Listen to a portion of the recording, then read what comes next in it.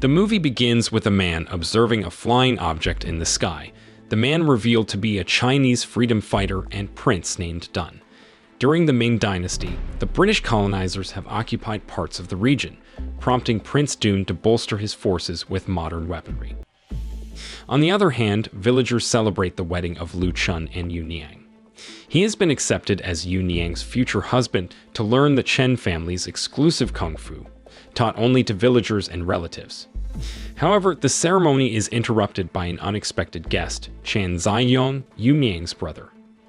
Despite the villagers' joy at Ziyong's return with his wife Yun after a long journey, Master Chan appears displeased by Ziyong's presence. That evening, the villagers celebrate Ziyong's return with a lively party hosted by the Chen family. Amidst cheerful chatter, Yun, who is unable to hear or speak, remains quiet, but her husband Ziyong dotes on her affectionately. Meanwhile, Master Chan and Yu Niang observe Lu Chun from the rooftop, surprised by his voracious appetite. Master Chan then advises Yu Niang to show affection towards Lu Chun to improve his kung fu skills. However, Yu Niang admits she doesn't have romantic feelings for Lu Chun yet. She then pleads with her father to forgive Ziyong for leaving the village without notice, but Master Chan remains upset. Later that night, Yu Niang approaches Lu Chun and sets 2 rules for him. First, she refuses physical intimacy and insists he sleeps on the floor. Second, as the kung fu teacher, Lu Chun must obey her instructions. On the flip side, Ziyong feels puzzled, as his smart and beautiful sister would marry someone like Lu Chun. He also brings up the prophecy of the bronze bell to his family, but they're all bewildered, especially his younger brother, Yuzi. Later on, everyone heads to their rooms. Inside, Yun asks her husband if Master Chan has figured out their true intentions. It turns out they have sinister plans that could endanger the Chen family. However, their conversation is interrupted when Yuzi knocks on their door, seeking an explanation about the prophecy of the bronze bell. Eventually, he reveals that the prophecy is linked to the Chen family's kung fu, suggesting that outsiders learning it could lead to disaster for the village. It turns out the prophecy was made by a monk who once lived there. He caught a spy disciple in the Chen family's monastery and predicted that one day, that disciple would misuse Chen family's kung fu for wrongdoing. Then, before leaving, the monk warned that teaching kung fu to outsiders again would bring disaster to the village. After sharing this story, Yuzi looked frightened, not wanting his village to suffer. The next day, villagers avoided Lu Chun upon hearing the prophecy. Ziyong approached him for a chat and praised Ziyong's kung fu skills. Feeling pleased with the praise, Ziyong immediately demonstrated his skills in front of him. However, Yuzi arrived with men to expel Lu Chun from the village to avert disaster. Despite Lu Chun's pleas for help, Ziyong ignored him. He then crushed the horns of 3 crown flowers belonging to Lu Chun until a fight broke out. Fortunately, the villagers only suffered minor injuries, and Lu Chun immediately fainted after his strength was drained. After the incident, Ziyong urged his sister to divorce Lu Chun, but Yu Niang, grateful for Lu Chun saving her life, refused. The following day, Master Chan was pleased with Lu Chun's progress in kung fu, noting his improvement since arriving in the village. He advised Lu Chun to learn from nature and observe the villagers' daily activities, which formed the basis of Chen's kung fu, including harvesting corn. Meanwhile, a village trader named Feng, recently released from prison, sought revenge on the Chen family, who had defeated and humiliated him severely. He had teamed up with Ziyong to undermine the Chen family from within, but he still needed help from bandits led by Duke, an old friend. At the cemetery, Duke managed to save Feng from execution, where they discussed their plans. Feng visited Claire's grave, his former lover, who had been killed by Lu Chun and Yu Niang. Feng expresses his deep sorrow and determination to seek revenge on the Chen family, relying on Duke's assistance. Meanwhile, Master Chan pays a visit to Yu Niang's house to show her a special herbal plant from their family's legacy, asking her to give it to Ziyong at the right moment. The following day, chaos erupts in the village as the bronze bell spins wildly, ringing loudly, sparking fears of an impending disaster. In the midst of the chaos, Lu Chun is expelled from the village. However, Zai Yung emerges as a hero by stopping the bell, calming the villagers' nerves. Unbeknownst to the villagers, Yoon, collaborating with her husband, orchestrated the bell incident to manipulate them using the prophecy. However, Master Chan intervenes, confronting Yoon and exposing their deceitful scheme. He had harbored suspicions about Zai Yung and Yoon's intentions all along. Meanwhile, the village elders appointed Zai Yung as the new leader of the family after he successfully stopped the bronze bell. With this new authority, he could decide whether to expel Lu Chun or let him stay.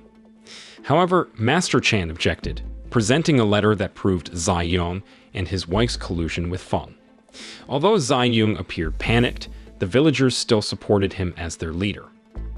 Hearing this, Master Chan ordered a duel between Lu Chun and Zai Yung to determine whether Zai Yung was deserving of the position. As the duel began, everyone was astonished to see a machine attached to Zai Yung's body, controlling his movements.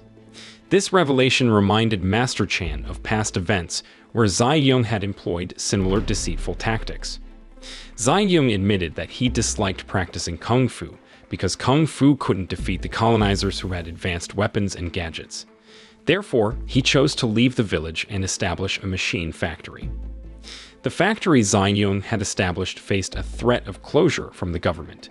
In a desperate bid to salvage it, he struck a deal with Feng, who promised assistance in exchange for leadership of the Chen family. However, their plan failed, leading Zai Yung and Yoon to choose departure. As they left the village, Lu Chun and Yu Niang followed, handing Zai Yung the legendary herbal plant provided by Master Chan, which could be sold for provisions on their journey. And Lu Chun also provided 2 horses so that Zai Yung and Yoon wouldn't get tired on the road. Grateful for the gesture, Zai Yung accepted the gift and apologized for their past actions. Meanwhile, Feng and his troops raided the deputy governor's office, where he exposed corruption and assumed the role of deputy governor with Duke's support. The following day, Zai Yung and Yoon visited his factory in the city center, finding it still sealed. Sneaking in through the back, they discovered an assembly aircraft equipped with advanced weaponry suitable for warfare.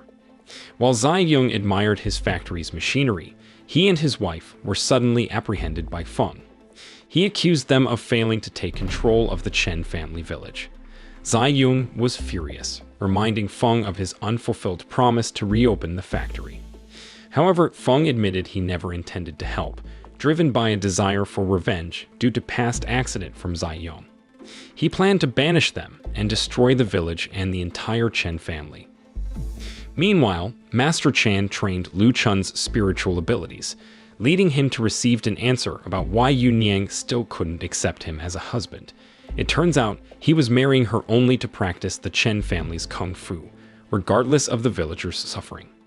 To prove his sincerity, Lu Chun destroyed the tank that intended to demolish the village, earning the villagers' approval, and Yu Niang was moved because Lu Chun truly cared about the villagers.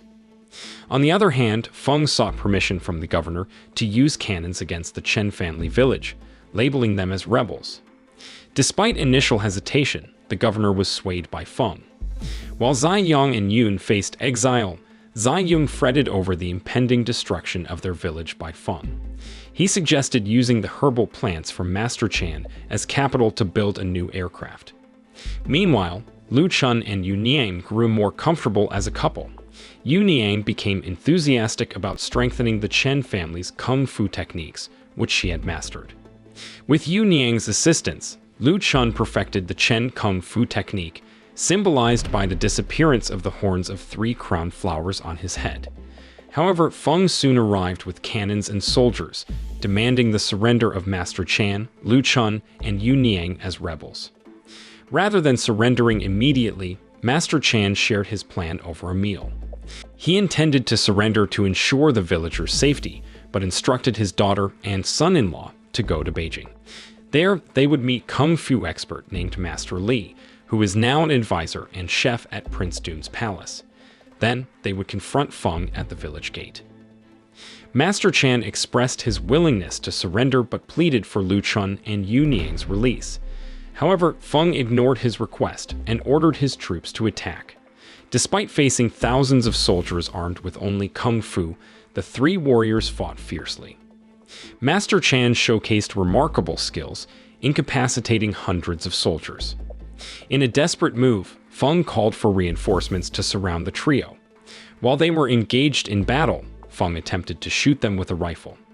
Suddenly, an aircraft appeared, piloted by Zai Yong. Witnessing this unexpected turn, Master Chan urged Lu Chun and Yu Niang to board the aircraft and head to Beijing to meet Master Li. However, the aircraft faced a fuel shortage, forcing Zai Yong to parachute down to reduce weight. Meanwhile, Duke attended to the injured Feng, planning to help him exact revenge. Meanwhile, the battalion troops managed to capture Master Chan and Zai Yong. They were then put in the same cell. Here, Master Chan apologized to Zai Yong and regretted always prohibiting him from learning about machines, realizing its potential for good. In Beijing, Lu Chun and Yu Niang faced challenges due to false accusations spread by Feng. Determined to fulfill Master Chan's instructions, they sought out Master Li. However, meeting him required defeating his best disciple and 6 skilled fighters. Despite the daunting task, Lu Chun proved his mettle by defeating them all with ease. Following their encounter, Master Li shared insights about the troubles in Chen Village caused by Feng's actions. Despite their pleas for assistance, Master Li refused involvement due to their fugitive status. Unbeknownst to them, Prince Dune was in the room and heard all of their conversation. He offered help under one condition: Lu Chun must prove his Chen family identity by defeating Master Li using their kung fu technique. If he failed, he would be imprisoned as an intruder for entering the prince's palace. Eagerly accepting the challenge, Lu Chun faced Master Li in a duel. Despite distractions including tempting aromas from the kitchen, Lu Chun remained focused, aided by Yu Niang. With determination, he demonstrated his skillful Chen kung fu moves, eventually compelling Master Li to acknowledge his prowess. Prince Dune was impressed by Lu Chun's kung fu, recognizing it as the Chen family style. He even named it Tai Chi.